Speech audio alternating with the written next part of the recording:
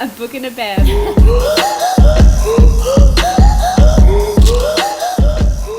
Hello everyone and welcome back to A Book and a Bev. It's 2023 and we're back for our first episode of the year.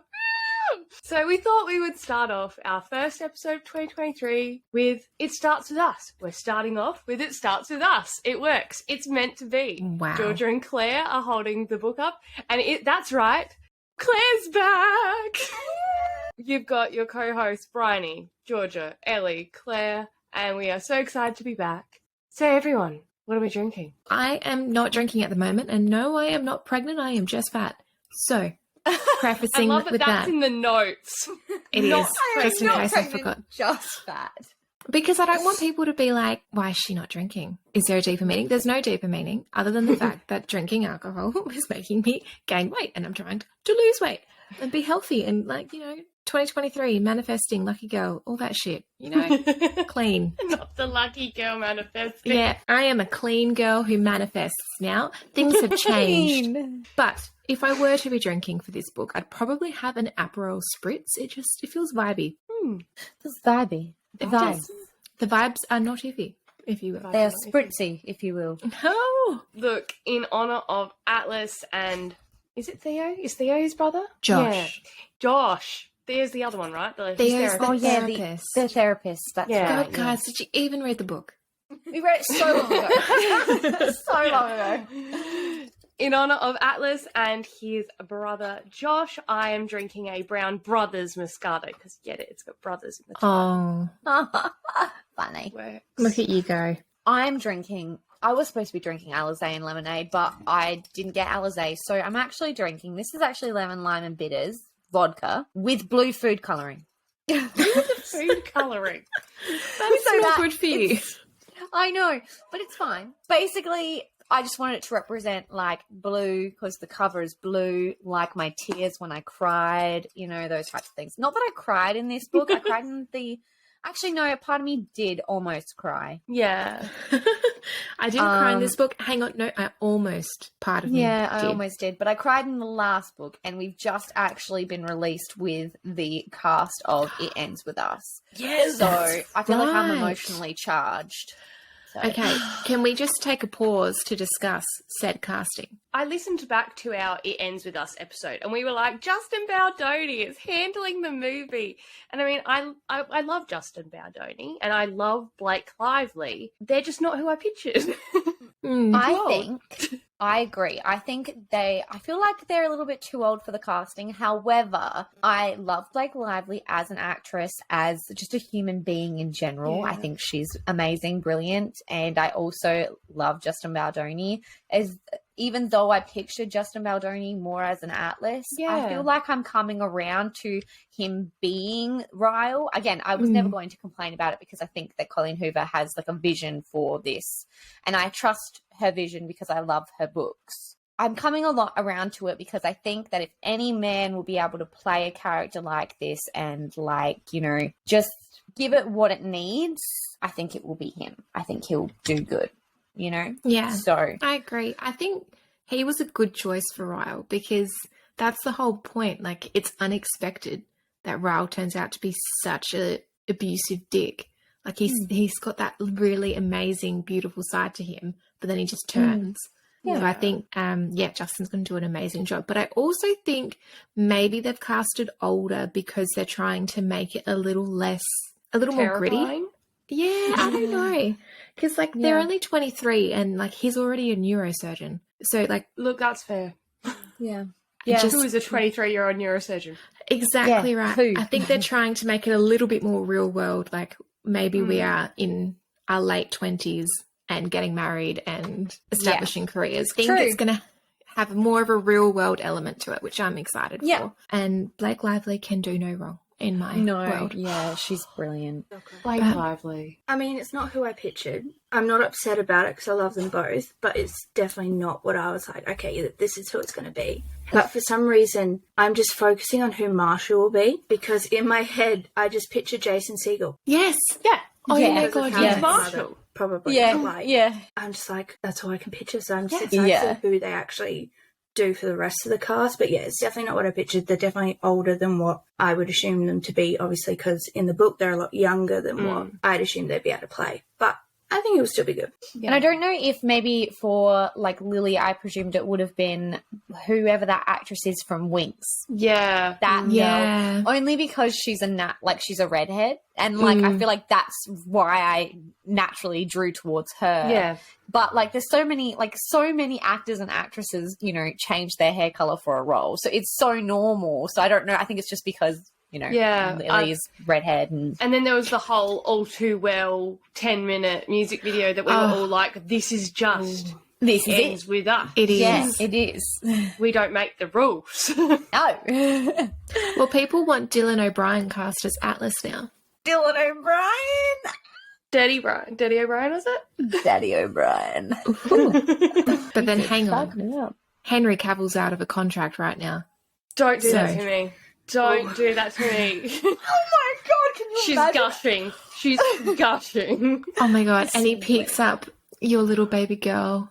Oh, swoon. He cooks you pasta. It's fine. He's cooking. Oh, he's cooking. Oh my God, It's Daddy. fine. It's so fine. Oh Is my it? God. We're sidetracked again with Henry Cavill. Again. I know. We didn't even get to what poor Claire's drinking. It's So been like, 9 I'm drinking minutes of us. Saskatoon. It's been 9 minutes of us just chatting shit, so. So I felt like I needed to go a nice standard for me coming back. I feel like I had to go to my roots. So I'm drinking a gin and tonic. Lovely. Oh, But with up. lime cordial. Ooh. Adding a little bit extra. And I think it's actually slightly semi-fitting. I'm drinking aviation gin. Oh, it's a Ryan Reynolds gin. Mhm. Ryan Reynolds, I love it. I see it. I see the connections. Oh. I also I just was wanted like- to try it, but I was like, yeah. You said aviation, and I was like, planes, ugly love. Wrong book. How did we all feel about the book? Overall, I did like it. Like, it felt nice going back into a calm sort of book after Throne of Goddamn Glass. But I had, and I talked about it a bit with you guys, I had issues because I was reading that. That was all I wanted to read. So my mind wasn't fully on the book, which that's my fault. But I did enjoy it. It just wasn't as gripping as the first one. Obviously, it's a sequel. Like, there's only so much you can do. Yeah, I don't think it had everything I wanted it to have. But then again, it's like no one's going to have absolutely everything they wanted through it. So, but yeah, no, it was still good. I get that. Definitely. I think I'm the same. Like, if you expected this book to be a sequel to, like, the epicness of It Ends With Us, you'd be pretty disappointed. But I think it does deliver what Coho said it would. I like calling her Coho. I just... Fuck it up. It's I like we're will. friends. We've got We are nicknames because we're friends. One time she liked one of our things. So, yeah. That's right. And Georgia died. I do remember that. Yikes. I don't remember that. That's a problem. Good. No, very true. But she did say in the acknowledgements that she was adamant that It Ends With Us was only going to be a standalone book. But then after all the hype, it got on Book Talk and like there were all these online petitions. She decided to give Lily and Atlas the ending that they deserved, which very sweet. And I think that is what this book was. It was just sweet. It still had some impactful moments and there were like parts that were a bit cringy, but all in all, I really enjoyed it. Yeah. Literally the ending sentence that made me want to literally puke inside of We the don't book. talk about that. We don't No. talk about that. I did not like his wedding vows. I thought that he could do so much better. He's talking about divorce for half of it, and I'm like, dude. Dude, be better. I was, just be better, Atlas. Be better. Honestly, like, I felt like a little relieved and like you guys said, a little disappointed by this book. Like, I was so scared going into it, and there were several portions of this book which were like making me want to combust in a multitude of ways. But all in all, I feel like you guys said, it was a really happy conclusion that I needed. Like, I personally needed this. If Colleen had delivered any character damage to Atlas, I probably would not have survived this book. And I felt like she knew that, like, as a collective, that we couldn't cope with that. and we would ensure that she never wrote another book. If she damaged Atlas, we would damage her. Yeah. There were some bits of this novel where I felt that the story could have gone like a different way, but all in all, I'm just like really happy and healed that Lily had got a happy ending and Atlas is happy and they're all just a happy family. Yes. Other than Raoul, who can suck a dick. Yeah, fuck off, Raoul. Yeah. I feel like this book left me feeling happily settled. Honestly, I don't really remember a lot of the book because I read it a few weeks ago now, but I just feel like that's because this book was just basically like an extended epilogue. But it was exactly what I needed to see for Lily and Atlas, and I feel like a lot of people kind of went into the book being like, oh, it wasn't as good as it ends with us, or it wasn't this and it wasn't that. But I feel like, as we've all said, like, it was never supposed to be, like, It Ends With Us was always supposed to be its own book. It was supposed to end that way, to leave the story open for us to all interpret it the way that we wanted to interpret it. And we all want to think of them having their happy ending. And, you know, I think as well, like, they deserved their happy ending and they had it. And also, Ryle ended up alone. So, Which is what we want. exactly. I want to see him suffer. I am also glad that we didn't get too much further into Ryle, although there was a part of me that might have wanted to maybe see him actually trying to get better. I'm kind of glad that Coho kind of left it with, he's still dealing with his shit, but Lily and Atlas are moving on and are being happy. And, you know, that's just kind of how it is. I think that if she went too far into it, it could have gotten a bit messy. So I think I'm kind of happy where it is. Although there was a part of me, as I was reading, that was like, there was a part where she kind of briefly explained that, you know, he was going to therapy or wanted to go to therapy or something like that.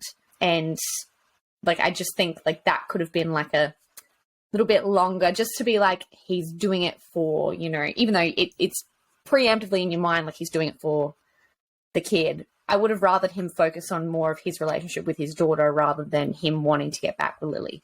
Yeah. But again, it's not necessarily needed. I'm quite happy where she went with it. I'm happy that she kind of left it alone.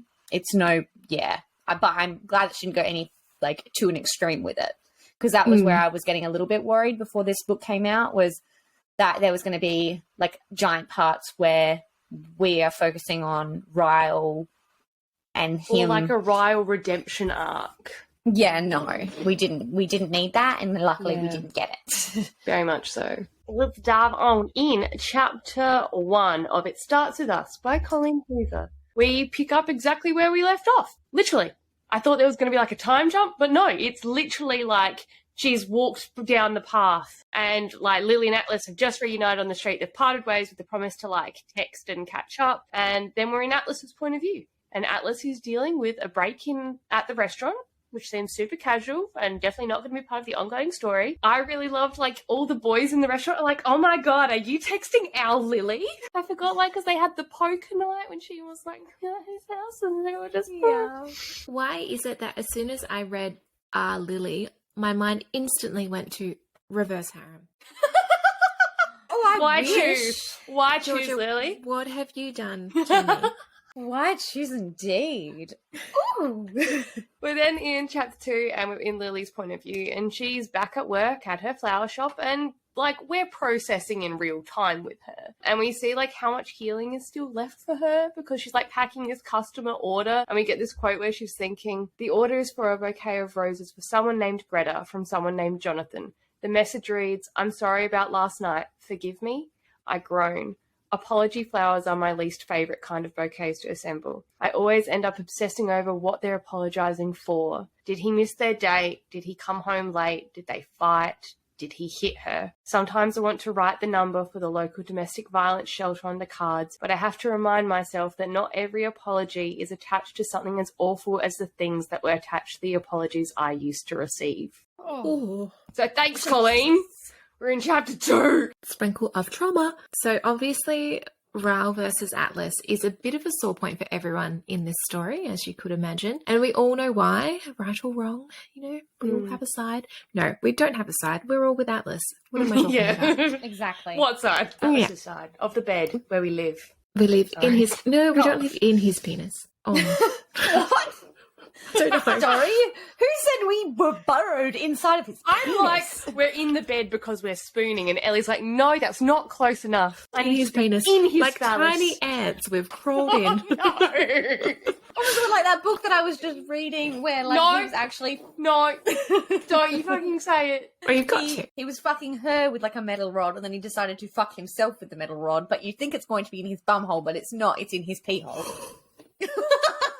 No, how does that physically happen? Like, does it stretch? I have no idea. What happened? I have absolutely no fucking idea how it happened, but No. it did. No, I'm concerned. There was other things that happened in Don't- that book that is don't also you really fucking bring it up. disturbing. I'm gonna start But Bryony crying. can't handle it. Her eyes start twitching. We need to cover that book. How It's not funny. even a romance. It's just a dark, terrible book where he fucks her eye socket. He fucks her eye socket. He takes her eye out and He fucks takes her her eye out and he fucks her eye No, socket. no. Yeah, Is she alive? Yeah, Yeah. but she's like, Yeah. you've got to clean it out now. Oh yeah, because it's in there. Yeah. And if anyone was wondering what Georgia got up to on her break, okay, so we're back crawling inside Atlas's dick. Okay, so Ryle is quite clearly a roadblock for Lily's happiness, which, yeah, we see that, we get that. To sort out her feelings, she decides that she needs to write to Ellen again. And I'm not sure if anyone else thought this was a little bit forced to keep the whole, like, teenage Kitsy-kitsy. connection going. Maybe I'm being too critical, but also, has anyone actually journaled past 16? I tried. I did try. She writes in her little diary to Ellen, and then we learn through that more about the divorce and the past abuse, which they don't talk about anymore, which is nice. Yeah, super fine. just ignore it. If you ignore it, it healthy. never happened. You know, that's super healthy. Also, something that's super healthy is Ryle still flirting with her. We've got a couple quotes here, which I thought that I would just throw at you. So Literally nice. peg at your face. Not peg. Not pegging your ass, but Shout out peg to at your Prince face. William. Oh, Prince of Pegging. Hello. Quote number 1. As clear as I've made my feelings during this divorce, he still has hope for us. He says things sometimes that indicate he hasn't fully let go of the idea of us. I fear that a huge part of Ryle's cooperation rests on the notion that he will eventually win me back if he's good enough for long enough. He has it in his head that I'll soften over time, but life isn't going to happen this way, Ellen. I'm ultimately going to move on, and if I'm being honest, I hope I end up moving on in Atlas's direction. It's too soon to know if that's a possibility, but I know for a fact I'll never move back in Ryle's direction, no matter how much time passes. And then we also get, his reactions are what I fear most. I want to hope that he wouldn't be jealous, but he will be.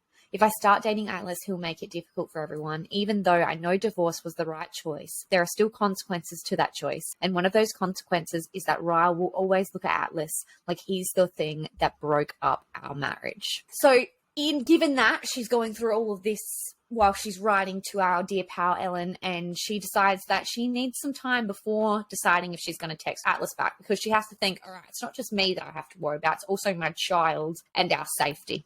Basically, Yeah. so As much as all of that, I was like, but that's realistic. Like, Mhm. Ryle would have never asked for a divorce. She asked for it post-birth. Like, she's just squirted out the kid, and she was like, divorce. You don't squirt kids out. They don't squirt. I liked the whole, like, even though I know the divorce was the right choice, there are still consequences to that choice. And for us in our line of work, we see that every day, but it's nice seeing it in a book, I guess, even though it's not nice. I hope that makes sense. So we're back in Atlas's point of view now. And obviously he's waiting by the phone for this text, which is just giving me flashbacks as a 16-year-old, just quite literally staring at my phone, trying to manifest. See, I was a manifesting girl all the way back then. Some douchey teenaged boy to message me. It doesn't work like that, no. You see, what you need to do is actually verbalize it, put it into the universe, and the universe will pay you back. There's affirmations, lucky girl shit. Affirmation. Mm-hmm. We then meet Theo, aka Atlas's 12-year-old therapist. Which, Atlas. delightful. Atlas. Any other book, I'd be saying Inappropriate Friendship. We're not taking any damage to Atlas's character because I None. can't handle it. So Atlas is considering why Lily has his number memorized, and obviously doesn't know what we know. That's Which- fine. Not traumatic at all. And then Lily gives him close to nothing in her text message. She's just like, soz buzz. Not Sauce bras. Buzz Lightyear. To infinity and beyond, motherfucker. Anywho, she's given him nothing, and he's like, well, great, she's over it. It's all done. I came on too hard, too strong, and now she hates me. We're only on page 19, my love. You've got time. We then get to the next chapter where good old Ryle's back in the picture, and he lets himself into Lily's apartment because of course he has a bloody key. So good. Lily says, I need to set firm boundaries with Ryle before I can even begin to entertain the ideas of Atlas. Yes. Yeah. Yeah. And the start of that is don't let your abusive ex in your house. There's this whole moment, so like she comes home from work and he's like in the kitchen and he's like, oh, have you eaten yet? I'll make you something. And then he chooses a bottle of red wine and he's like, mind if I open this? And I'm like, what the fuck, Ryle? Put the red wine down, because we know what happened the last time you guys had red wine together. That's where everything went to shit. So put it fucking down. I love your end of that is, what the fuck, Ryle? And all I heard is, what the fuck, Kyle? You know, the TikTok sound. What the fuck, Kyle? So basically they're sitting down having food and Lily's phone is face up on the table and it pings. And she launches to grab it and Ryle is like, you know, he's sus. That was dead silent. No one's going to know what that is. That was me just looking. She's like, oh, it was my mum. It's fine. And he's like, are you seeing someone? And she's like, no, not at all. No, don't know. I mean, I've seen someone on the street, like yesterday or something, but I don't know. I'm seeing our Lord and Saviour, Jesus Christ. He says, okay, we need to lay down some ground rules because, like, this isn't working. And she's like, all right, to start with, I want my fucking key back. He's not happy about that straight off the bat. And he's like, well, maybe I need to relook at this custody arrangement, which is just like low fucking blow below the belt. All right? Don't bring the children into this. She's like, don't do that. And he's like, well, when can I have her for overnights? And she was like, when she can talk. And Ryle says, why then? I hate that he even needs me to say this out loud. She goes on to say, so she can tell me if something happens, Ryle. Oh. Yikes. But this obviously ends up smacking something back into Ryle. It smacks him across. It's that metal rod. We're really going to have to leave in the bit about the book with the eye socket because, the joke's going to keep going. He agrees, gives her back the key, and then he leaves. She feels guilty, but then she grabs like a note that she's actually left for herself to remind her of why she does what she does and why she left him. Because this is something that I really liked, is that they keep revisiting the fact that Lily was once absolutely in love with Ryle and he was every single thing that she wanted, and she really struggled with leaving him. Yeah. Like, it took the extreme for her to leave. Like, the extreme of the extreme. So she's back in that mind frame of, I need to make sure that I remember all of the bad things so that I don't get sucked back into the good things. And on the note, she's got a list of things. So, number 1, he slapped you because you laughed. Number 2, he pushed you down a flight of stairs. Number 3, he bit you. Number 4, he tried to force himself on you. Number 5, you had to get stitches because of him. Number 6, your husband physically hurt you more than once. It would have happened again and again. 7, you did this for your daughter. Oh, yikes. He bit you. Oh. Like, I kind of forgot about that, the fact that he bit Me too. her. And then I also didn't realise that he bit her hard enough and deep enough to leave scar marks. So she has a scar bite mark over the tattoo that she got in honour of Atlas's love. So that's fine. And the quote we get with that is, like, I run my finger over the tattoo on my shoulder, feeling the small scars he left there with his teeth.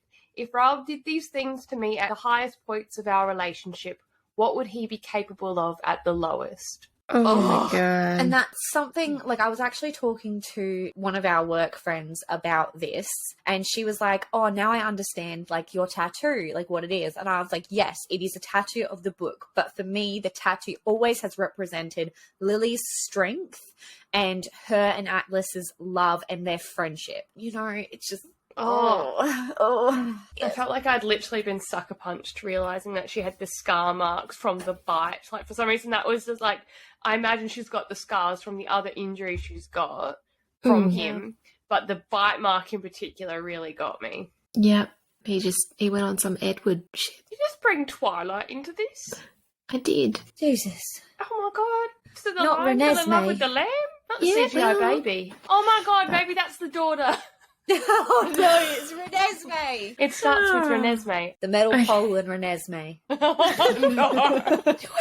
No. Anyways, let's leave that behind because that's fine. Okay, right. So we're going to move right along now to vandalism because Atlas's restaurants are still being vandalised, which not ideal. He seems to be pretty chill about it though, so good for him. That's right. At this stage, he has restaurants because he originally, when we first saw him, he only had one, and now he has two. Look at him go. Again, I remind you, he is no older than 25, and he has restaurants plural.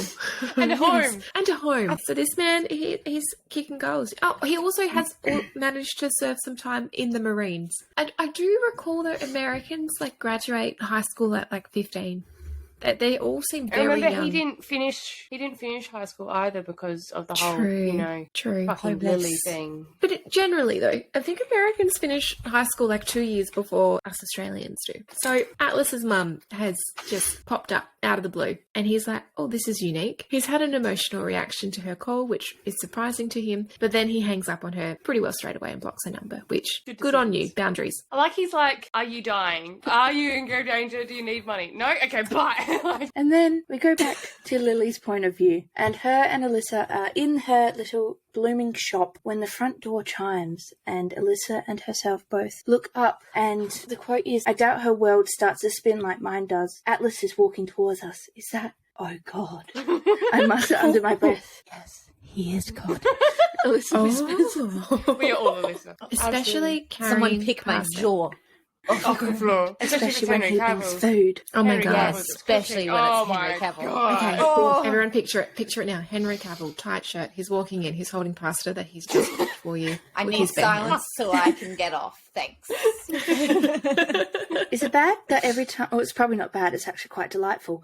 But every time I picture Henry Cavill, I picture him shirtless. Yeah, He just doesn't have a Absolutely. shirt. He doesn't own a shirt No, in my eyes. absolutely He doesn't not. own tits. Middle of winter. No, he's naked.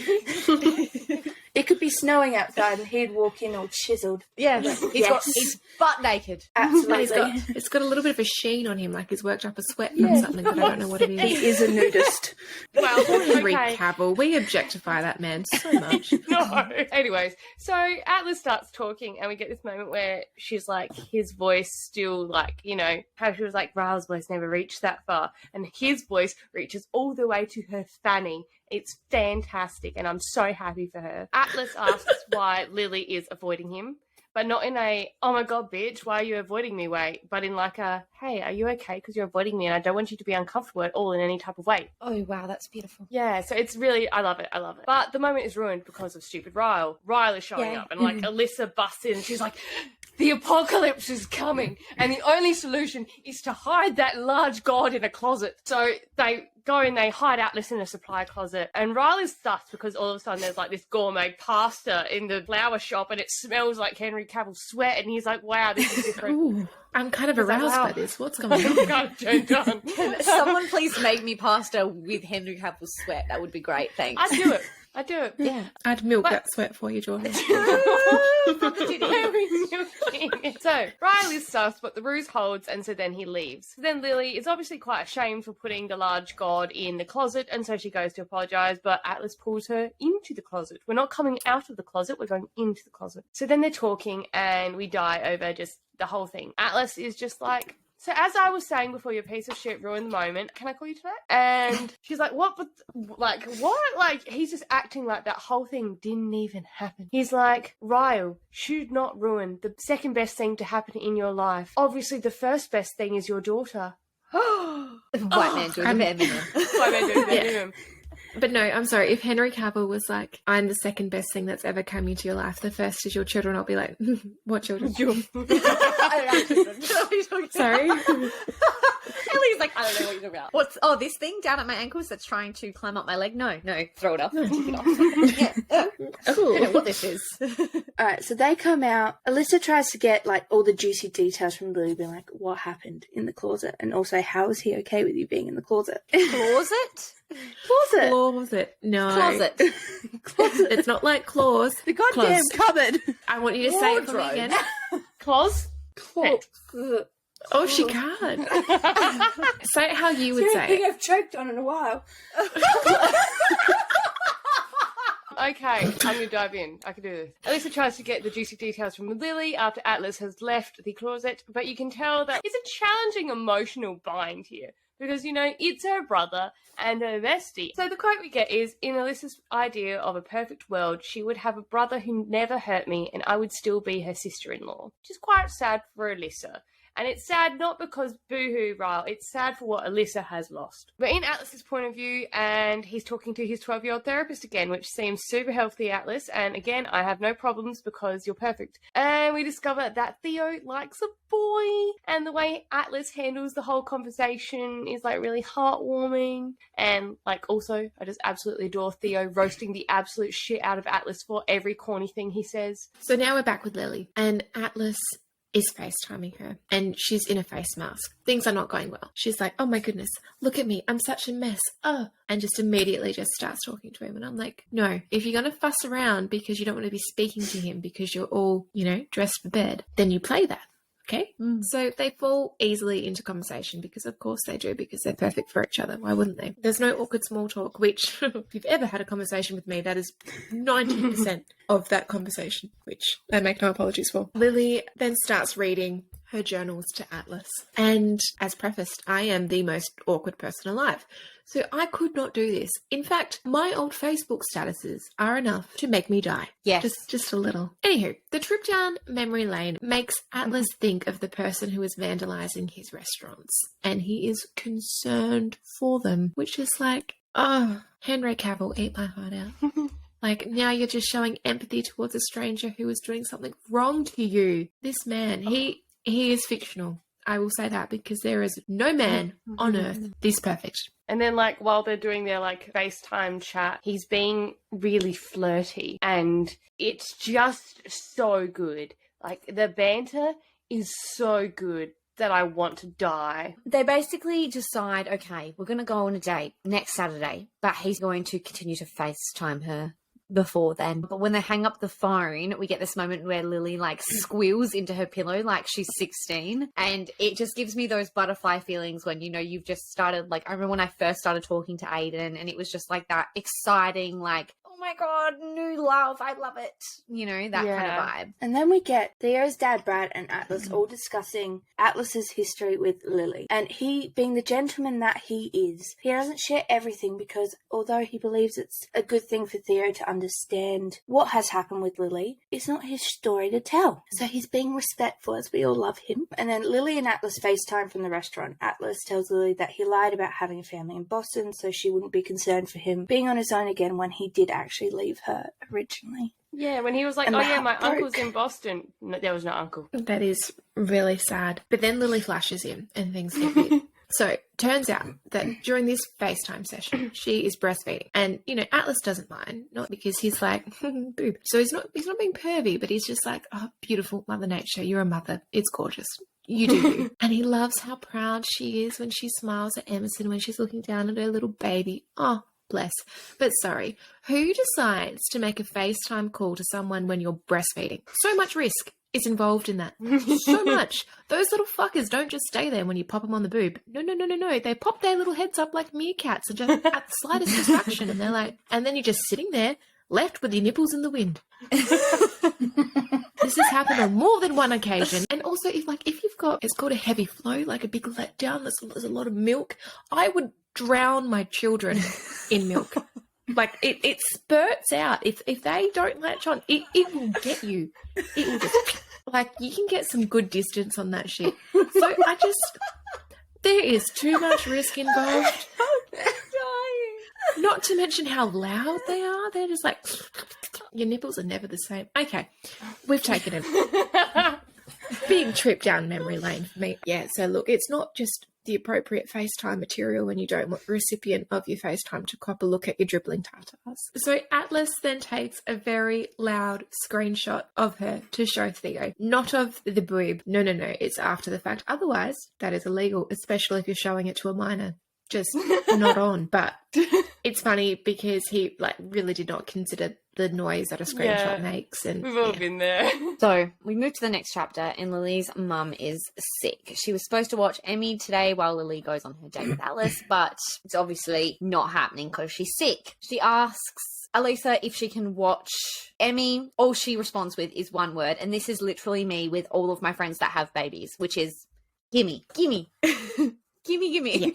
Yeah. Literally, I rock up to Ellie's house, I'm like, baby, come here. Well, they Come all here, think Rosie. that you are their mother I know. because They're like, they Mum. see blonde hair and they're like, Mummy?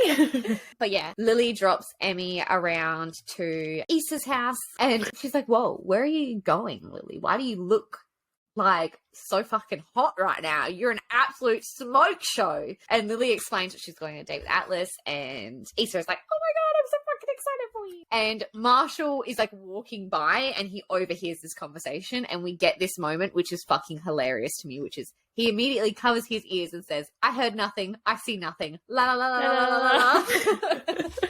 He's so cute. I just love him. I love Marshall. He's everything for me. We're in Atlas's point of view, and obviously it is date time. And Atlas is so nervous about the date that he helped in the kitchen, like, to try and distract himself, and now he's like drenched in garlic. And we have this funny bit where he's like shitting himself, and he's like, this might be why I'm so nervous, because I know what a huge risk Lily is taking by going out with me tonight. If things progress with us, that could impact her life in negative ways, which might be why I started to feel the immense pressure 2 hours ago of making sure this date is worth it for her.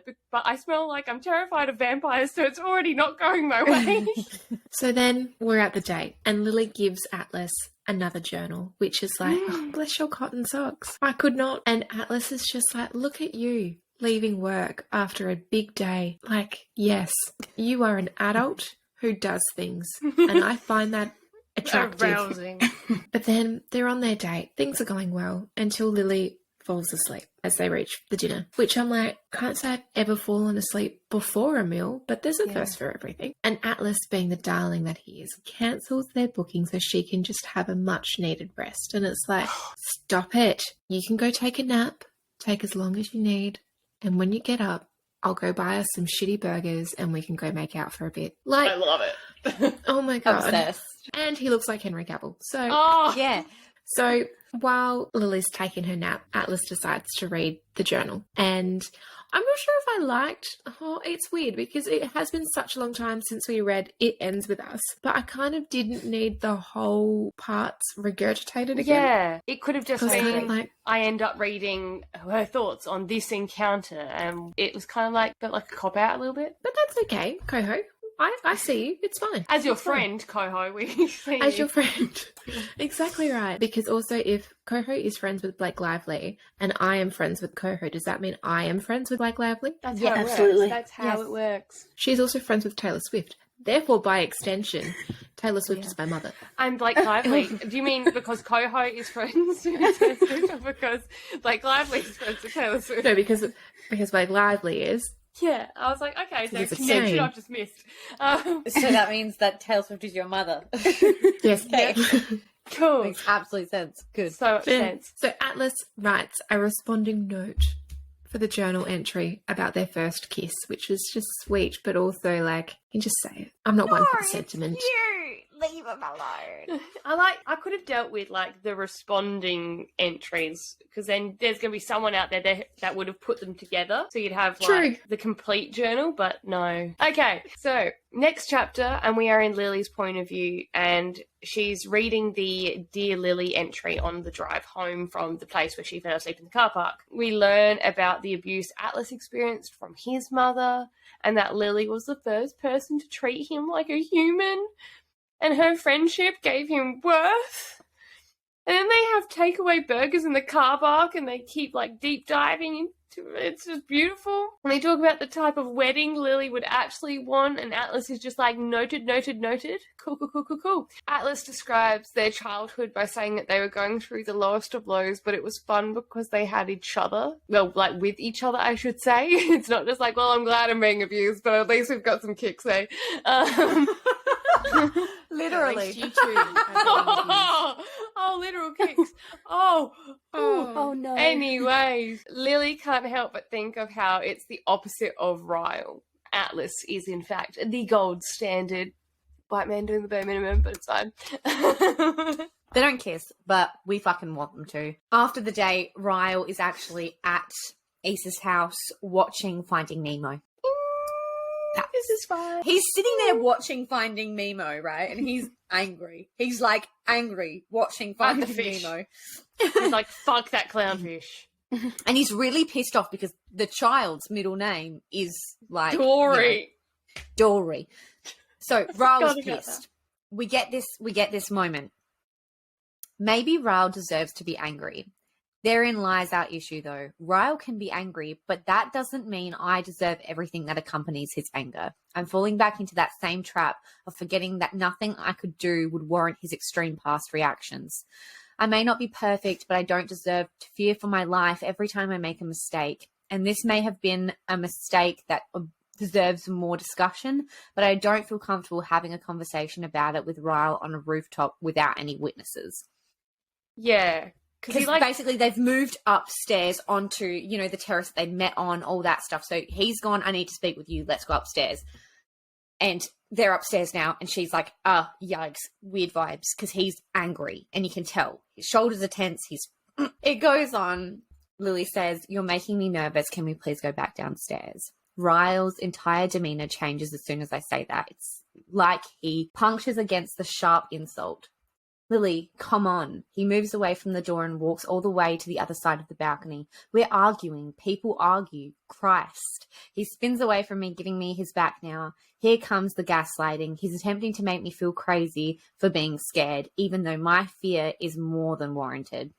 Damn straight. Damn fucking straight, sis. So Ryle tries to make a move on Lily, and she basically draws a line in the sand. Ryle doesn't like that she isn't willing to play with him again, like go back and forth, have the banter, like their divorce is like a game. And he walks out of the terrace and slams the door as he leaves, which you can just picture someone who has physically abused someone. And they do something as, sometimes when you're angry, you might slam a door, you might whatever, you might leave a room and like close it harder than usual. And for someone who hasn't experienced anything like that, it's just, whatever. But then for someone who has experienced something like that, would be such a trigger. I can just picture it in my mind of it just like. It's like, and this next bit, like the internal dialogue from Lily as she's collecting herself after this is really, really important. She knows where she stands, but there's always like that slight bit of doubt mixed with like people-pleasing tendencies that make her question if she's made the right decisions. And I felt like that we got to see that internal dialogue and the way Colleen put it out. I felt like it was really important and handled really well. Yeah. So, right. Well, back for some humour. Okay. Marshall ends up finding Lily crying on the hallway floor. Well, that's not funny. But he comforts her. Jesus Christ. I want to lighten the mood. Because, I still just imagine it as Marshall from How I Met Your Mother. Like, yes. You can't convince me it's not. No. No. It's just we don't make the rules. Yeah. It's just how we it don't. works. It's just how it is. It just is. But imagine if they cast him. That would just be perfect. I'd be so happy. At froth. He explains that at one stage, Lisa, Ryle's sister. Ryle's sister, Riley's mum, which it's only now dawned on me. No, they probably did during It Ends With Us, but just seeing Riley and Ryle together. They named their child after their abusive brother. Good. Yeah. I wonder if anyway. So terrible decisions. Mm-hmm. And also the brother that killed your other brother. Oh. Yep, again, because that was a whole thing as well. Yeah, remember that? He was a little trigger happy with a shotgun one time and boop, brother's dead. Oh, Anyway. God. Jesus Christ. So, Alyssa cheated on him, right? Okay, here we are. And like any normal, rational human being, he was angry, but he never once thought about hurting her. Yeah. Ever. Didn't even cross his mind. Wasn't even an White option. man doing the bare minimum. Yeah. Yeah. Praise you, Marshall. Yes. Now, we do have a quote. Marshall looks at me with sincerity. When I think about Ryle hitting you, I get absurdly angry because I love him. I do. He's been my best friend since we were kids, but I also hate him for not being better. Nothing you have done and nothing you could do would excuse any man's hands on you out of anger. Remember that, Lily. You made the right choice by leaving that situation. You should never feel guilty for that. Pride is the only thing you should feel. Fucking Marshall. Snap. Slow claps. Snap for Marshall. Sounds good, Marshall. But then in Atlas's point of view, and Atlas's mum shows up at Bibs. So that's cool. That's awesome. Because remember, Better in Boston is the whole restaurant name. Bibs. Yep, cool. His mum is an absolute piece of shit. We hate her. Cockhead. Yeah, what Claire said. Turns out that Atlas has a younger brother called Josh. And Josh ran away, and that's why Sutton, which, aka, that is actually Atlas's mummy's name, Sutton. And Sutton is basically trying to get a hold of Atlas because she thinks that he took Josh in, even though Atlas never knew that Josh existed. So that's a bit of a predicament. Sutton let Josh believe that Atlas didn't care about him, when Atlas, again, did not know Josh existed. It's a whole problem. She's such a good mum, honestly. She's Mama of the Year. Like, wow. And then Atlas basically leaves that encounter with Sutton and runs to Lily for a hug. Oh, darling. It's a hug stop. It's a hug stop. Anyway, Atlas gets to Lily's apartment and he goes to her, hugs her as they both need it. Like, they both had a shit time. And honestly, I wish I was a part of that hug. Yeah. It sounded nice. I bet he's shirtless and sweaty. Absolutely. Just absolutely drenched. Good night, Lily. Good night, Atlas. Neither of us moves. It feels like it might hurt if we separate. Atlas pulls me even tighter against him, and then he lowers his lips to the spot near my collarbone where my tattoo is hidden beneath my shirt. The tattoo he doesn't even know is there. He kisses it unknowingly, and then, sadly, he leaves. Oh my god, I want to die. Like, look, that was a sweet moment, but I was also here like, just go inside. Just rip the shirt off and, like, lick his body. He's already shirtless. You don't have to rip your shirt off. Yes, no, you can milk the sweat while you're at it, actually. Anyway, so next chapter, it's Atlas's POV. Atlas is staying at Bibs to try to catch whoever's doing the vandalism because he's fairly sure now that it is his long-lost little brother. While he waits, he reads about the night that Lily and him had sex in her journal. But due to the injuries he sustained from Lily's dad, he doesn't remember most of the night, so reading the journal is like a bittersweet gift. Aww. Atlas meets Josh. Josh is obviously love-starved because he finds out, obviously, that Josh is the one that is just, like, spray painting his thing. And he does not give one single fuck. This little kid is just like, I don't give one single fuck. Who the fuck are you? I don't give a fuck. What a lot of fucks. Wow. But Atlas is basically like, come in, I'll get you some food and a place to stay. After basically only knowing him for 1 hour, Atlas feels very protective of his little brother. But can we also talk just quickly how, if you're going to spray paint something, just spell the goddamn word right. No, I really like there was one moment where he sent "fuck you Atlas," but it's ass at the end. I was like, that's a good joke. It's a good fucking joke. That is funny. Then we flash forward to Lily's point of view. Lily has the day off and she's enjoying some time with Emmy. We get some internal dialogue about the difficulties of co-parenting after divorce. She can't just be done with Raoul, who always exists, but she's tired of adjusting her life to minimise his shitty behaviour. Lily's mum offers to look after Emmy so Lily can FaceTime some Atlas, and she ends up meeting Josh via FaceTime. Atlas is considering getting custody of Josh, but Sutton would have to agree to it, so he's like, I don't think that's going to happen. They end the call and Atlas sends her a text, and it's really fucking sweet. It makes me teary. Atlas says, thank you for being the most comforting part of my life right now. Thank you for always being the beacon I need every time I feel lost. Whether you mean to shine on me or not, I am grateful for you. I've missed you. I absolutely should have kissed you.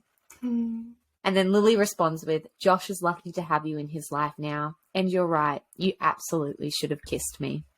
Oh, I love it. I love it. I love it. We're back with Atlas, and he is trying to make small talk with his brother, and it's not really working, but he's slowly cracking open the shell. And that's all fine, but Josh still wants to stay with his dad. And Atlas is like, fuck, I hate that cunt. But like, okay, sure, I'll help. So not great vibes because we've learnt who Tim is, and well, Tim's a piece of shit. So he calls his mum and tells her that he's found his brother. And his mum is also a cunt. So like, oh my God, cuntingness attracts. There's a lot of cunts happening. American listeners, I am sorry. You will get used to it. Okay. Yeah, friendly reminder that Australians, like, the word cunt is just like the word bitch. Yeah, it really is. Just part of the normal vocabulary. No one's really shocked. She says that she wants him back. And it's like, but do you want him back? Or do you just want him back because you know that I don't want him to go back with you? You stupid mole. Atlas asks... Stupid mole. You stupid mole. Atlas asks if he can stay with him for a while longer, but she's like, no, fuck you and your cow. I want him back. He's mine. And it's like, he's not like a piece of furniture that you can just take. It's a child. It's a child. It's a child. When Josh overhears this conversation, he's like, can I at least have your number, Atlas, so I can call you in case shit gets weird?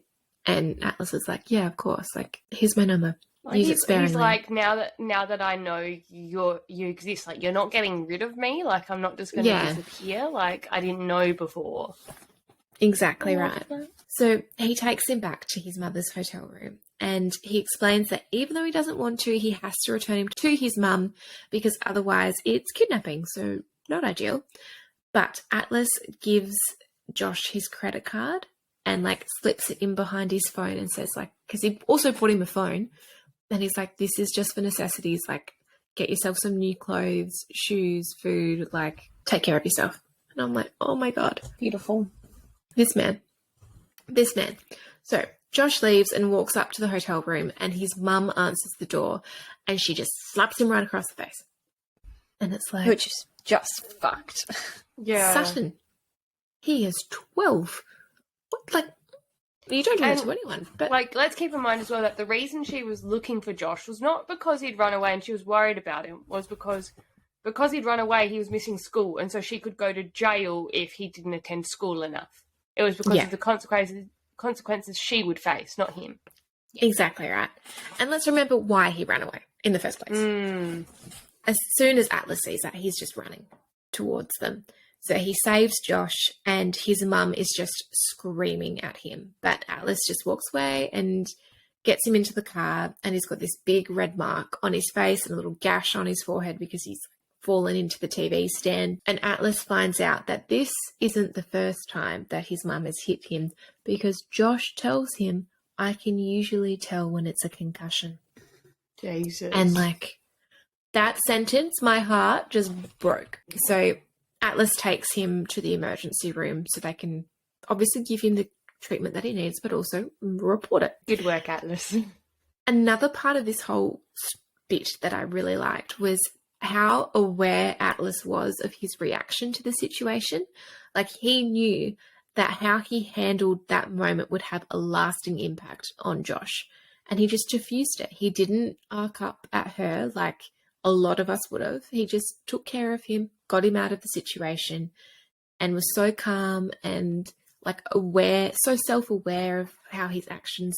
Ugh, a self-aware man. Of course he is fictional. The scene playing out as I was reading it was like terrifying. Like you're watching this happen, and then he's just automatically goes into protection mode, you know? Yeah. And there's this thing, like when I was studying psych, you know, the bystander effect, where sometimes people will watch something happen, and even though it's bad, a lot of people won't do anything because that's the bystander effect. They just won't. It's like they don't want to be the first one to do something. And like he is just, I just know in my heart that Alice would just be one of those people that no matter what the consequences, he would always rescue someone that was in need. Yeah. He's beautiful. I love it. He's daddy. He's daddy. And fuck me, if fucking Henry Cavill plays Atlas. Oh! Yeah. I don't think I'm actually equipped to deal with that. So it's I know. I don't think I am either. I honestly don't know if I could. The four of us go to the movie theatre to see it in person. Henry Cavill comes on the screen. Attraction in our handbags. We're then in Lily's point of view, and Lisa asks Lily if she cheated on Ryle with Atlas.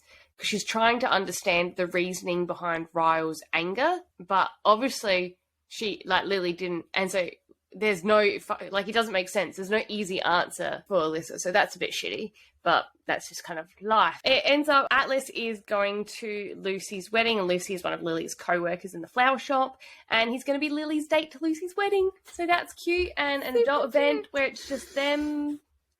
No children. No children. No We're all metal so poles, if you excited. will. Oh, for fuck's sake. It's fine. So Issa and Atlas officially meet, properly, even though they've already kind of met, but they officially meet. And it's like a beautiful moment. So we get this quote. Elisa stares at me for a beat, then says, "I'm happy for you, Lily." But she's frowning. "Marshall's going to like him too. He's so likable," she says. She says that like it's the worst possible outcome. And that's a bad thing? "I don't know if it's a good thing," she says. "This whole thing is muddled. You know that. I don't need to explain it to you, but I can absolutely see why you're hesitant to tell Ryle. Knowing his ex-wife is sharing a bed with that block of perfection has to be extremely emasculating." I raise a brow. "Not as emasculating as beating your wife should feel."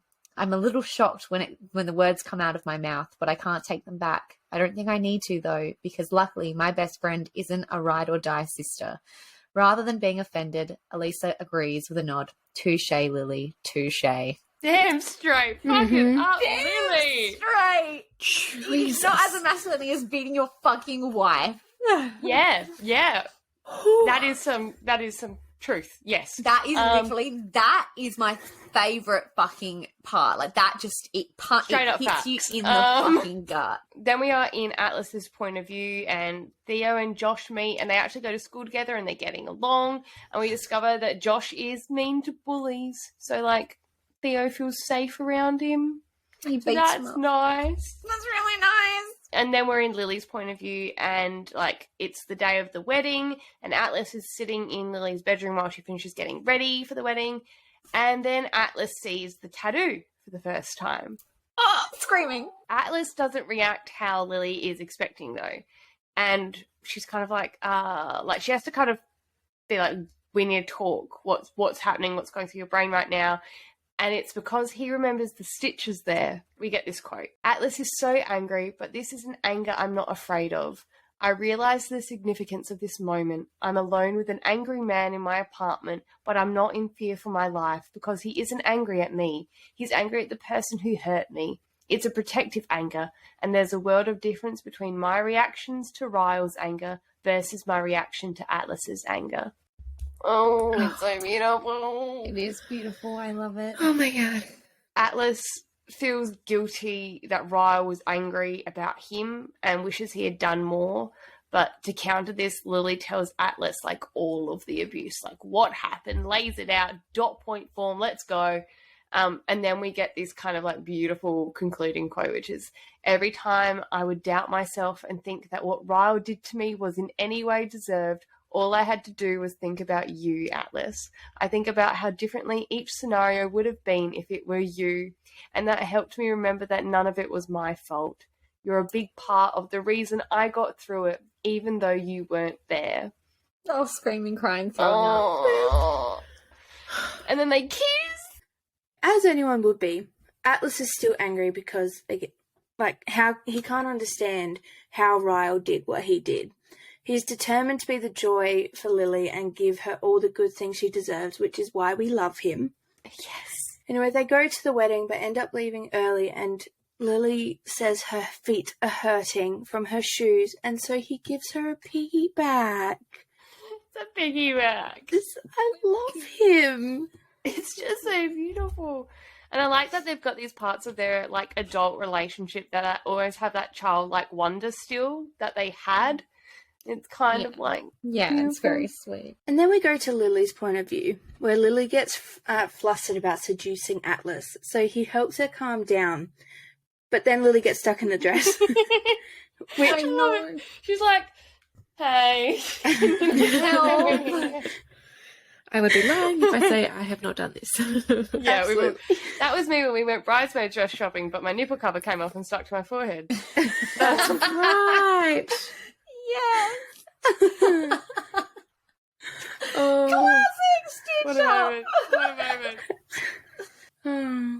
so the gentleman that he is, he helps her, but then it starts to get a little bit frisky. Well, it is getting frisky, but then they start to slow down because considerate Atlas, and he's like, I don't want to have sex and then just have to go leave to take care of my young brother, but I can give you a quick finger blast just to really. We move further with this moment, and he's literally mid finger blast when he realizes that she's been leaking on him with titty milk. Ooh. She's mortified. He's like, That's it's fair. all. He's like, it's all gravy, baby. And It's just like a little bit of bitty. Hello. No. ooh, but he gives her a moment. He's like, that's all right. Like, take your time. Like, that's fine. No worries. Because she's freaking the fuck out. When she comes out, she doesn't have a bra on, and she's just got like some little sleep shorts and an oversized t-shirt on. And Love an he's on the oversized couch. Yeah, love an oversized tee. He's on the couch, and she sits next to him, and she just like starts apologizing. And he's like, don't apologize, and pulls her onto his lap. But when he realizes that she's got no bra on, he's like, mummy. And then they fuck. Mummy. If she's leaking breast milk through her bra, like, she's just going to let it all out. Just He's ready. He's Yeah. got his So much mouth fluid. open. Ready to catch it. like, I need He's more ready to be caffeine. drowned. Let me get my cereal. But we get got his goggles on. Farm. It's just farm fresh. Straight from. No. Yikes. Okay, fuck. Anyway, we get this quote after, like, the deed is done, very sweet, whatever. We get this quote from Lily that says, I'm exactly where I belong, being loved by Atlas Corrigan. And that, Aw. if that isn't just the most beautiful, screaming. I love it. Okay, just to bring it back down though, I just really need to add here that when I was typing my notes, as I was reading this chapter, I just wrote the words, treat me like I'm...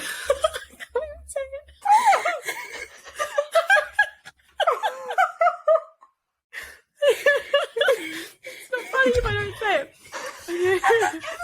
Like, all the listeners are like, what did she fucking say? We're all just... Yeah, for the listeners, we've just read ahead to Ellie's notes, and so we're actually dying. Now, Ellie's going to get the words out. So picture me, I'm going through the notes app on my phone, typing in my notes to our podcast thing as we go. And then I just get chapter 22. Treat me like the dirty street rat I am. Zero context. That's it. Dirty street rat. I'm not sure where I was going with that. I wonder why. Oh my god, I don't know. Oh, Treat me like the dirty street rat I am. that's a code for a candle. So, we jump back to Atlas's point of view, and they are cuddling post-coitus, and they talk about what happened after they had sex the first time, and that even the hospital staff knew about the abuse Lily's mother suffered. And Atlas felt guilty because the police made him think that he forced Lily into sex, and so it really stuck with him, which I was so upset when I read about how they made him feel like the bad guy and all of it.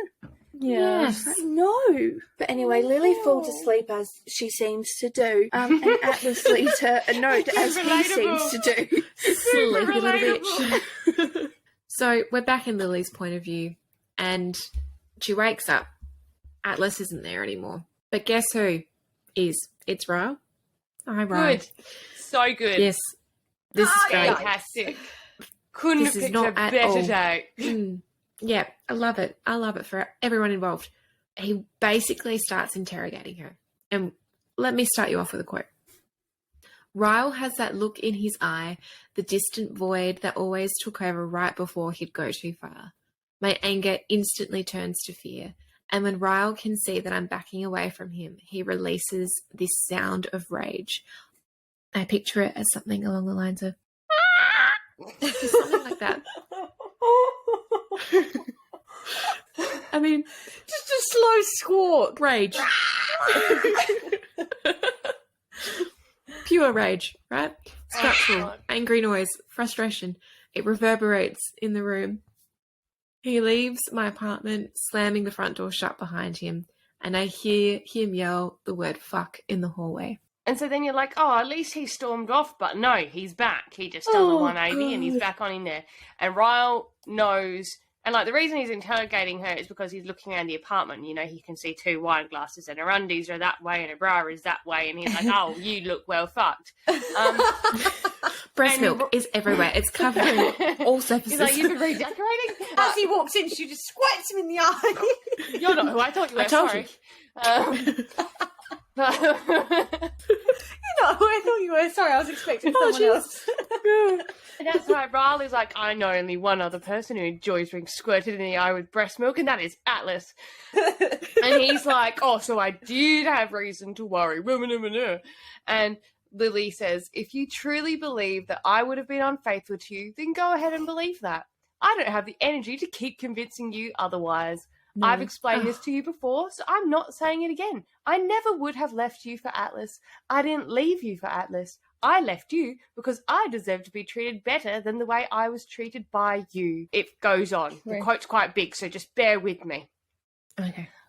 I go to close the door, but before I can take a step back, Ryle moves forward and pushes me until my back is flat against the open living room door. His eyes are filled with fury when he slides his left hand to the base of my throat, applying pressure as if he wants to hold me in place. He slaps his right palm flat against the door by my head, and it scares me so much I immediately squeeze my eyes shut, not wanting to see what's about to come next. Several seconds pass between the moment Ryle pins me against the door and the moment he starts to realize what he's done, what more he was likely about to do. My eyes are still shut, but I can feel the remorse in the way he leans forward and presses his forehead against the door, right next to my head. He still has me caged in, but he's released the pressure in the hand that was gripping my neck, and there's a struggling sound coming from him, as if he's trying not to cry. Apologies, he was whispering as I drifted in and out of consciousness. I'm sorry, I'm sorry, I'm sorry. Fuck. No. My heart broke in this moment. You're thinking, you know, like, is Ryle trying to be better? Like, these are the questions that are running through my head. As Lily's getting her life on track, I'm thinking, is Ryle doing the right things? Is he taking the steps? And this is just, like, proving that he's clearly not. He's not doing what needs to be done. Not only to have a relationship with his daughter, but also to keep, like, co-parenting as, like, a thing that can actually happen amicably between both of them. Like, and also, just on like a basic human level, respecting another person. Just generally, it's not good to just choke someone out. Yeah. No. Like, just I don't seriously do it. thought he was going to Consent kill is her. king. I went consent drunk, is king, and Ellie's like, I thought he was going to kill her. And I was like, death. Well, yeah. But look, in the real world, probably would have. Like, that's how guts. Yeah.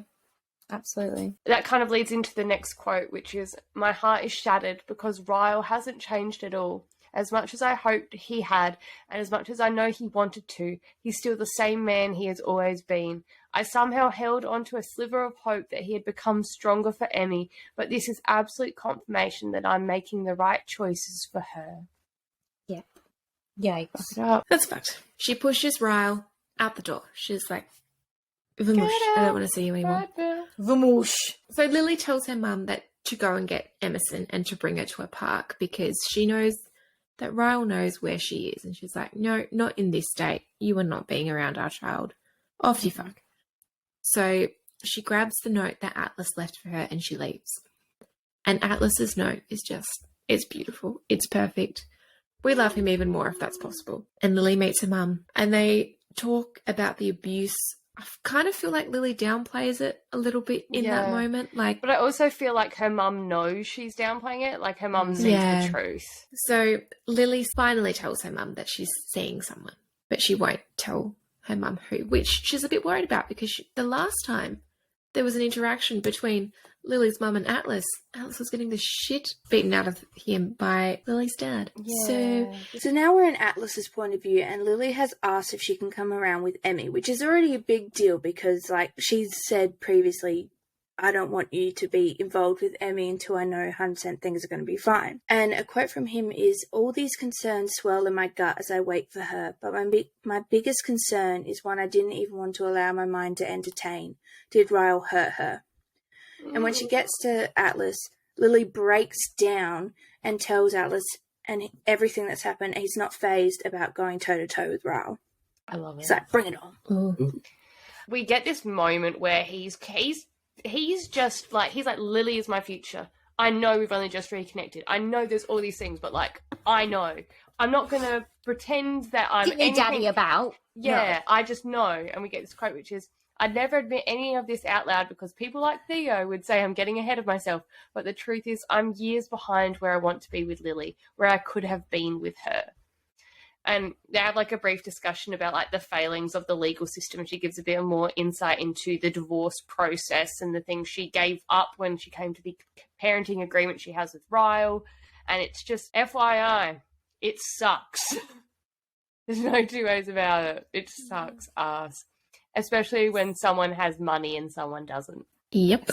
Consider Atlas is taking the time to think about Ryle's point of view, not excusing or justifying, but understanding the motivations and how it would be challenging to anyone to see their ex move on. Can't relate. No, yeah, true. We get this quote, which is, I already miss you. I nod in agreement. There's been a lot of that on my end, I admit. I'm kind of obsessed with you, Lily Bloom. I kiss her cheek and then force myself to release her. This is the only negative aspect to finally being with the person you're meant to be with. You go years aching to be with them, and when they finally become a significant part of your life, it somehow hurts even more. Oh, Atlas. Little sweet baby. We're back with Lily, and Ryle sends her drunk texts 4 days after the strangling incident. And Ick. I mean, the messages themselves aren't that crazy. Like, I mean, they're not nice, but they're not, deplorable. But it's the fact that he never apologized for his behavior. He hasn't even tried to go back to normal. He's just ignored her and then gotten shit-faced drunk and decided to send her all of this shit. And it's like, Ick. Where is his support network? What are his fucking parents doing? Like, this man needs help. The thing is, he'll just be like, I'm fine. And they'll be like, yep, you seem definitely fine. I'm not going to ask any questions. Oh, well, I guess so, because he's like a surgeon and whatever else. He cuts into people's brains, but...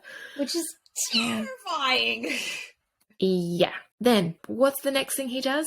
Does he apologise? No. Does he send her flowers? No. He just rocks up to her work. Yay.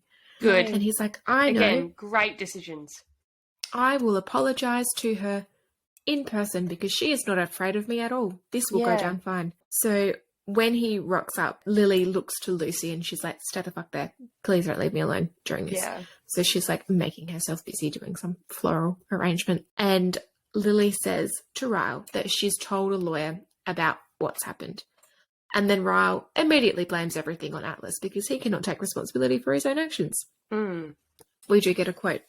When Ryle reaches the front door of the building, he spins around and stabs me with a sharp glare. I'm a neurosurgeon. You work with flowers, Lily. Remember that before your lawyer does anything stupid to threaten my career. I pay for that fucking apartment you live in. Yeah, absolutely fucked. Where's that steel pipe? Yeah, honestly, where is it? You need it? I'll fuck him in the fucking pee hole. He'll fucking hate it. I'll make it hurt. Once he leaves, Lucy says to her, oh, you should probably warn Atlas because he's a little angry. Yeah. And Lily's like, that is a very fucking good idea. Good ideas, Lucy. You're the ideas gal in this shop. We're in Atlas's point of view, and Ryle shows up at the restaurant as Atlas gets the warning from Lily. And he doesn't tell Lily what's happened because he doesn't want to stress her out. But we're like, oh God, it's on. And Ryle storms in and he basically goes, get out the back. We'll go talk out there. We're not doing this in my crowded, successful restaurant. Thank you very much. And so he follows him out the back and immediately Ryle punches Atlas. And you're like, whoa, no, oh God. But Atlas doesn't hit him back. He's just like, are you done?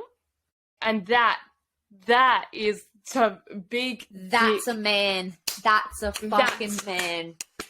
Snaps for Atlas. Snaps for Atlas. Just you've been punched in the face and you're like, are you done? Are you done throwing a tantrum? It's such a power mum. Oh, move. It's like, I'm not going to get angry at your behaviour. I'm just going to look at you. And be like, really?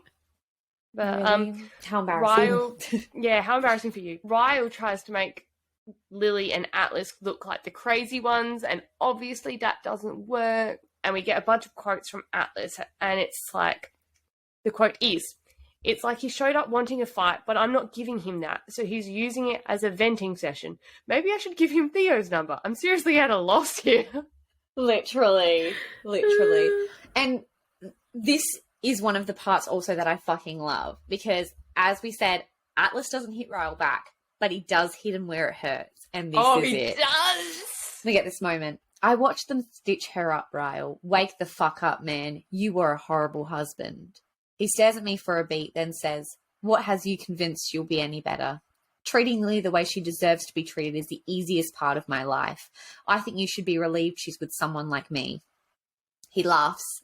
Relieved. I should be relieved. He takes several steps towards me, his anger ascending again. You're the reason we aren't together. It takes everything in me to remain on these steps, and every ounce of patience I have not to return his shouts with my own. You're the reason you aren't together. It was your anger and your fists that got you here. I was barely an acquaintance in Lily's life when she was with you, so do the mature thing and stop blaming me and Lily and everyone else for your actions. Atlas. That's just... It's just so good. Oh, it's big dick energy, that's for sure. It's swinging around. Basically, Atlas is attempting to take a different approach with Ryle. He's trying to be less aggressive, be more, but still be firm, you know? Yeah. So we get this next moment where Ryle rolls his neck. What are we, some kind of team now? I hate that he's trying to make any of this sound beyond the realm of possibility. A team is the only thing people should be when kids are involved. That hits him. I can see it in the way he flinches and then subtly swallows. Ryle says that when Atlas and Lily don't work out, he won't be there to pick up the pieces for her, and honestly, no one gives one single fucking shit. Ryle, fuck off. Lily loves this too, because when they see each other, they have really cute sex. Yeah, I love that for them. We're back in Lily's point of view now. And it's the baby's birthdays. So Riley and Emerson, is that her name? That's right. It's Emerson Dory. Yeah, I forgot after her the dead middle brother name. and the fish. And the fish. Dead brother fish. What a beautiful name. Dead brother. It starts with the dead brother fish. Mhm. So Ryle asks her about the lawyer, and Lily's just like, "No, I'm just going to text you. I'm not talking to you." And it's like, yes, good girl. Do not talk to that man. And Alyssa's there, and she's just checking in on her and says that, you know what, you take the night to yourself. I'll have the kids. And it's like, we all need that in our life. We need that friend who's like, I see you and you just need a good dickin'. I see that. And I want that for you. Let me help Go you. get that dick. Go find Go Henry get that. Cavill and Go get him. lick his sweat. Yeah. Snaps for Alicia, whatever the fuck her name is. Lily goes to Atlas's restaurant and watches Atlas work, and it's so cute. Has anyone else ever done that, where they've been in an environment where they have watched their partner at work? Yes, I work It is. topless sometimes, and I'm like, hi. They're like a different person at work. I mean, Lockie works with children, so That's a different kind of hot. that's as a well. different. Yeah, it's just like you see them in a different way, and it's like, oh wow. When Sam and I first started dating, he worked at Bunnings. So it was like the Bunnings uniform, but he was also like really ripped then. So like occasionally I'd go down and see him and he'd be like dragging something really heavy and like bossing people around, and I was like, nice. Hey, I even sometimes work with his top off, so I just perv on him, but he's not necessarily like he's just a giant dickhead. In fact, he's probably worse when he's at work because he's around his stupid friends. I see. shout out So to I Aiden's see. friends when they listen, because obviously they listen to this They do. podcast. You're all Feminists. stupid. Like, I just stand there and look at him shirtless, and I'm like, this is cool. I like this. This is the only Yeah. part that I like, though. I'll just put my earphones in and just stare. Just That's look at it. him for a So I bit. don't have to listen to him, but I can Yeah. just see him. Absolutely. Yeah. Kaylee and I used to cut fruit together That's cute. because we worked together. Where did you work together? We both worked at Foodland at Landfill.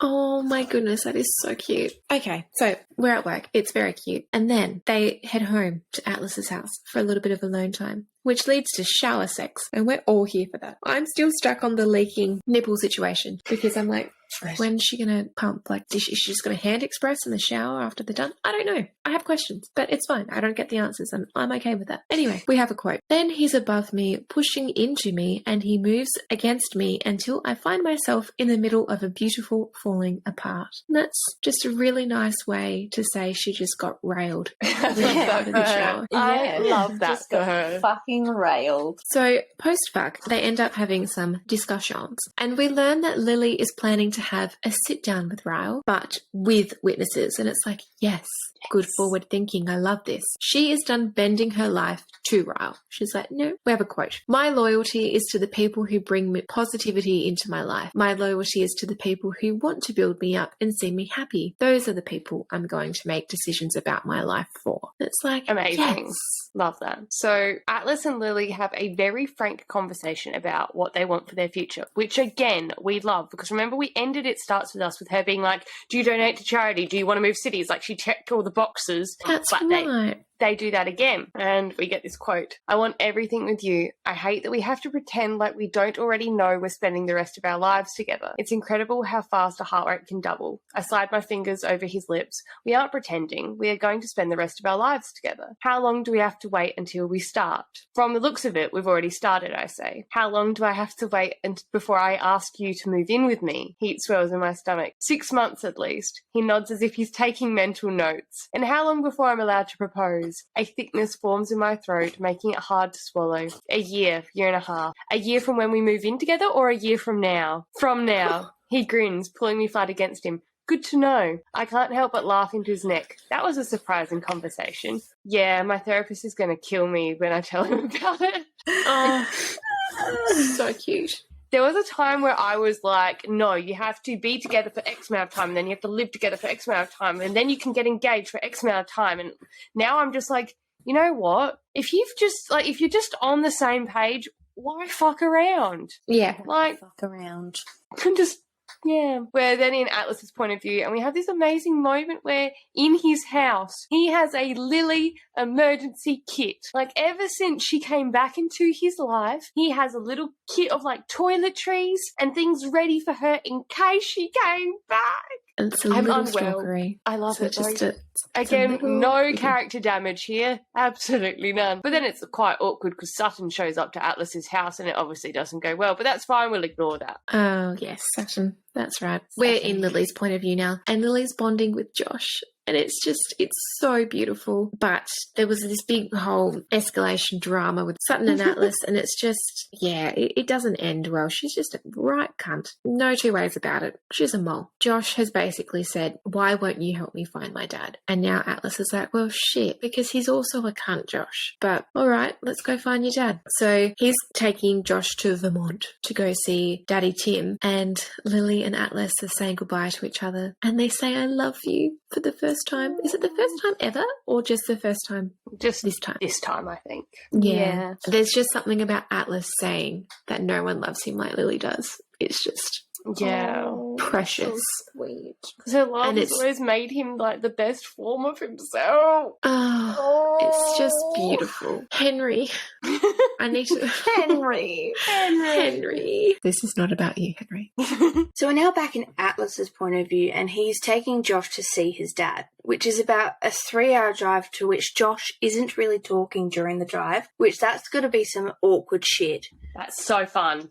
Slight comfortable awkward, I feel, but still awkward. Josh is reading, and Atlas is considering getting Josh some help books, like Man Enough by Justin Baldoni. Which is just funny now. It's Yes, just it funny now. It is It funny, makes isn't sense. it? But they arrive at the house and Josh is a bit anxious to go out. So instead, he's focusing on the scars along Atlas's body, a lot of which are from Tim, Josh's dad. Yikes. And there's a quote that says, there's this toxic belief that families should stick together simply because they're family. But the best thing I ever did for myself was walk away from them. It scares me to think of where I might be had I not done that. It scares me to think of where Josh might end up if he doesn't do that. That quote hits hard. It really does. Yeah. It's just sad. But we go on from there and we get this moment where Josh's dad appears in the front yard to grab something from his car. And Josh is so confused and doesn't know really what to do in this moment. And Atlas doesn't want to badmouth him, even though he has every right to, because he wants Josh to be able to make his own decisions. Atlas gives Josh basically the truth. If Tim wanted wanted to find him, he would have. Yeah. We get this moment where he says, "It blows my mind that this man has you for a son and you want to be in his life, yet he still hasn't made an effort. You're a privilege, Josh. Believe me, if I'd known you existed, I would have knocked over buildings to find you." As soon as they say that, a tear trickles out of his eye. So Josh quickly looks away out of his passenger window, away from Tim's house, away from me. I see him wipe at his eyes and it breaks my heart. When Josh finally looks back at me, his eyes are still filled with tears and questions and indecision. He's looking at me like I need to be the one to make the decision for him. I just shake my head. They took 12 years from us, Josh. I don't think I can forgive them for that, but I won't be upset if you do want to forgive them. I only ever want to be honest with you. You are your own person, and if you want to give your father a chance to get to know you, I'll put a smile on my face and walk you straight to his front door. You just let me know how to be here for you, and I'll be here. Oh, He's just deserve him. I know we don't. He's such a privilege to us.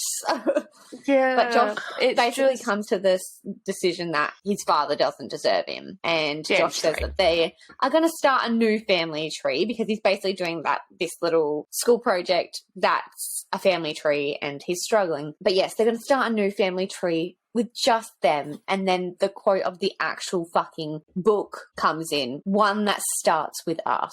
And then we get this moment, a whole new family tree that starts with us. I like it. He nods. We'll do a much better job of keeping it alive than our shitty parents did. Actually, I wasn't expecting the line to come from Atlas's storyline within this book, Yeah. but But oh you my know god. what? I like to see that Lily's so not conflicted that she's breaking up her family, but I feel like a lot of people who would be in that situation with domestic violence would be thinking, or even just any type of abuse, would be thinking, I want to keep my family together. But then you've got this example on the other side where it's like, no, we can have a beautiful family without the stereotypical people that make it a family. And it can be ours. It can be whatever the hell you want it to be, so long as everyone loves each other and gets along and don't hit and fight and spit and be cunts. Okay? Yeah. Yes. Just don't be a cunt. Yeah. Moral of Keep the it on. story. Anyway, it's problem solving Sunday in Lily's world. She's sitting down with Ryle today with the help and support of Alyssa and Marshall, which is like, It's a phenomenal Go team. scene. it is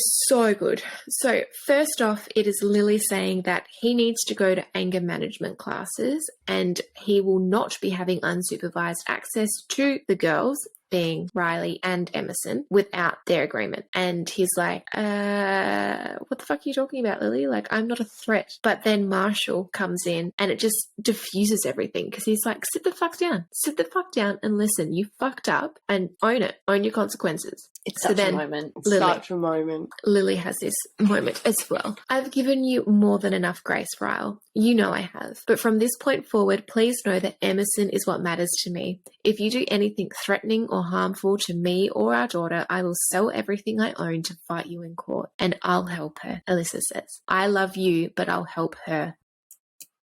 That's just because it's already at such a level, like Marshall getting up and being like, sit the fuck down, Ryle. Like, we're not pretending that you didn't do all these things and recently do things as well. It's not like it's all in the past. And that kind of takes some of the steam out of him. But then Elisa, whatever the fuck her name is, Lisa, the Lizard Queen, is like, absolutely not. And that's so strong. And it's just, It's so amazing. good. Yes. Absolutely amazing. One of my favourite bits in the whole book. And then the quote goes on, the tension in the room is palpable, but so is the support. I could cry. I'm so grateful for them. And I could cry for all the victims who don't have people like them. So much feelings.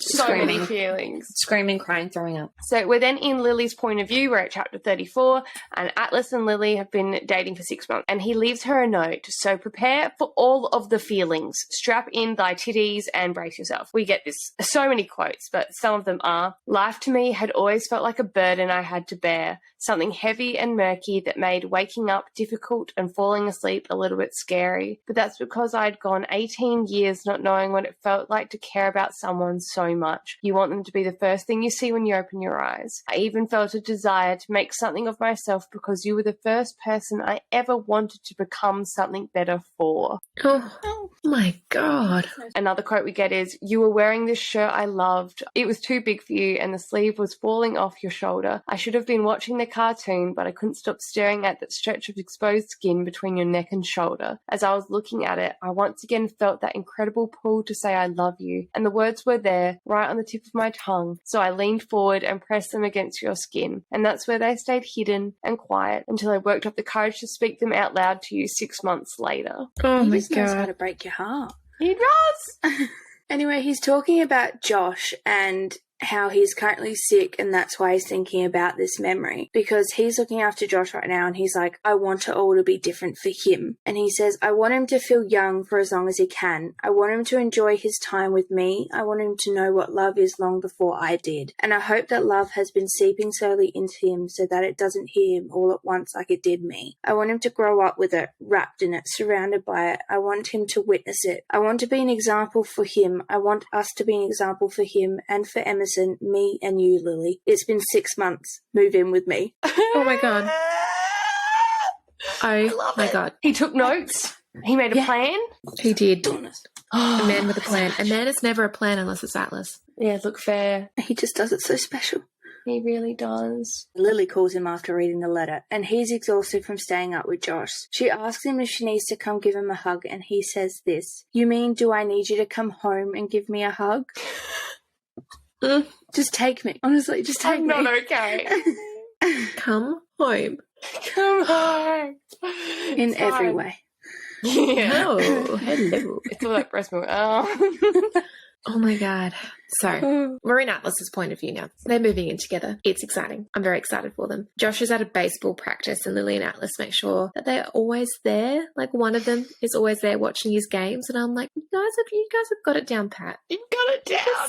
I just love them. Sutton isn't showing up for their dinners, but no one's really expecting that, so that's fine. And then they're moving boxes, they're in the car park, Lily's gone back upstairs, and then Ryle pulls up with Emerson in the car and Marshall. Marshall gets out and gets Emerson out and proceeds to he comes up to where Atlas is and introduces himself, and this is their first little interaction. And as he's doing that, Emerson's reaching for him because she wants to be cuddled by him, and I'm like, oh my god, stop.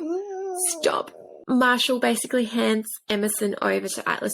Ryle is watching them. He's not happy, but he's not freaking out. So it's progress. He's allowed this to happen. I can't imagine how fucking hard it would be to watch someone else with your kid. If you remove all the abuse from it, even just when you loved someone and they've moved on and yet you still have to be in their life, you can't just tap out.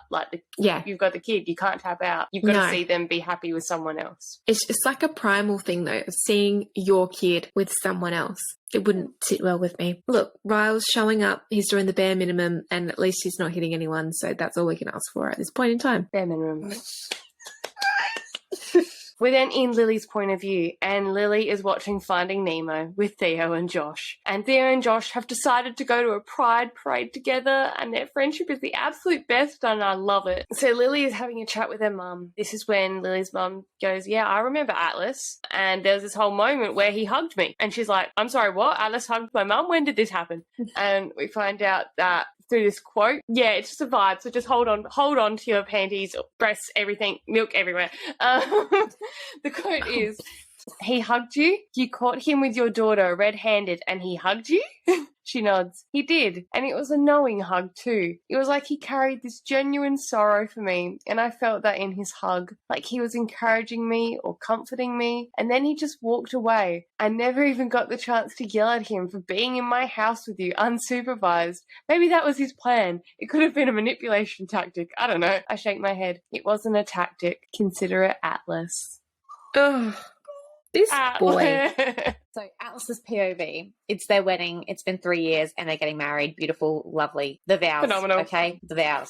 As Ellie has already said, Atlas's vows sound very much like they're quite odd. But the end of them is actually quite sweet until the last line. So let me just explain. I apologize. I realize these vows are making marriage sound like an extremely depressing cycle that only ends happily half of the time. But for someone like me, that's actually kind of exciting. Half of the time, 50-50, 1 out of 2. If someone would have told me when I was a teenager that I would have a 50-50 chance of living my entire life with you, I would have felt like the luckiest human on the planet. If someone would have told me that I had a 50% chance of being loved by you, I would have wondered what the hell I did to get so lucky. If someone would have told me that we'd get get married one day and I'd get to give you your dream honeymoon in Europe and that our marriage would have a 50% chance of being successful, I would have immediately asked what size your ring finger was so that we could get started. Before you, I had never met love at all, but then you came along and you changed that. Not only did I get the opportunity to be the first person to ever fall in love with you, but I also got to experience a shared heartbreak with you. And then, like a miracle, I was given the opportunity to fall in love with you all over again, 2 times in one life. How can one man be so lucky? Oh my And God. then he ends. So and then we that's stop just- it there, and there's nothing else. That's where the book Yeah, ends. that's it. End of the book. There's no extra bit. But if you did want to know what that extra line is that we're actually referring to, he goes, P.S. It is my wish for you to be my fish. No. What the fuck? No. Why? What is the fucking point in that? I don't know, but Dead we need brother to keep fucking fish. going. I'm over Dead this. The brother dead brother fish. The dead brother fish. Dead brother fish. It Daughter. sounds like a weird priest moment. Shout out. Dead brother my- fish. Dead brother fish. Dead brother fish. Daughter. Sweet. Breast Well, milk. that's it. It starts with breast milk. Well, look, that's it. We finished It Starts With Us. First book back for 2023. There's no We're fan not- art. There's none. we're not There's no fan informed. art. But there are No. musical references. Not singular references, plural reference. Anyways, so I have a submission for kicks. Colleen Hoover actually made a Spotify playlist for this book. And there's some stellar songs on there, but there's one in particular called Hell or High Water by Billy Raphael?